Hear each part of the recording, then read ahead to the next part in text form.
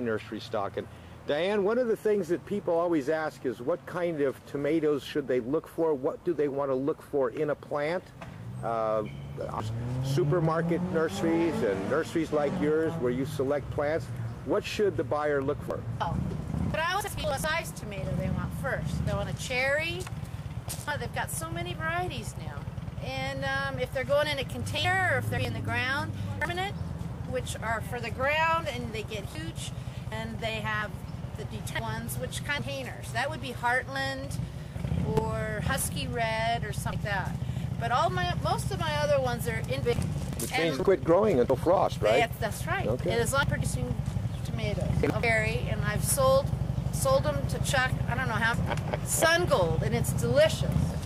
Tomato there is for a cherry. For a cherry tomato, that's the little one. And they're delicious. And on a cluster, you'll get probably about 20 little tomato clusters. Wow. And last year mine about 6. Is that a determinate or indeterminate? Indeterminate. It's huge. 60. Okay. It's delicious.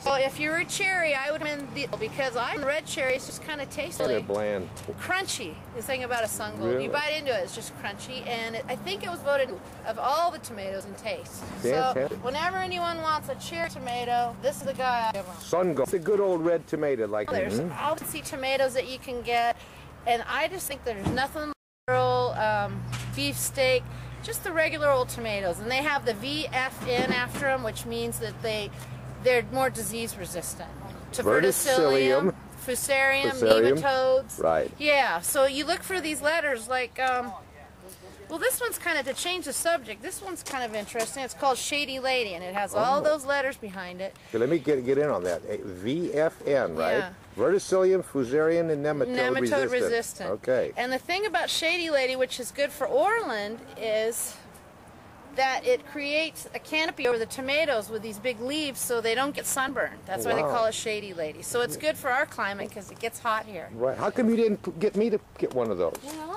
I'm going to have to plant. I'm going to have to plant one. I guess so. And then there's always just the ace, right. The early girl, the ace, and the better boy. The better boy last year, I mean, that's a medium-sized tomato, but they're great. You get tons of them. Well, what should I look for when I come to the nursery? What do I want to see in a plant? Do I want it to be real tall or what? No, I like when I buy my tomatoes, let's see, in a 4-inch. I mean, this is okay. It's getting a little tall, but you want to make sure it's not a root band. But you can pull them apart. But always plant them deeper if it's too tall and wobbly. But whenever I buy a plant in a 4-inch pot, I always like it to be about this big. You want it to be real tall because it's root bound and it's floppy. Okay. But I mean, something like this is just perfect right here. Nice ace tomato in a 4-inch pot. And this is one of my favorites. Ace, that one that I was telling you about earlier, Heartland, and it's a determinate one. And it's good for containers. And I recommend these if you're forced to plant a tomato in a whiskey barrel or something like that. It's really good. You live in an apartment or a condo or something like that? There's tomatoes, there are some like this one that are good, and they're medium size. Yeah. So that's a good thing. But Diane, we're going to come back again. I know you have to go to Sacramento. Yes. And I'm just going to take some pictures of some of your great... Watch in front of you. You're going to trip on that. And then... Well, what the heck. Thank you, Chuck. You're welcome, and thank you.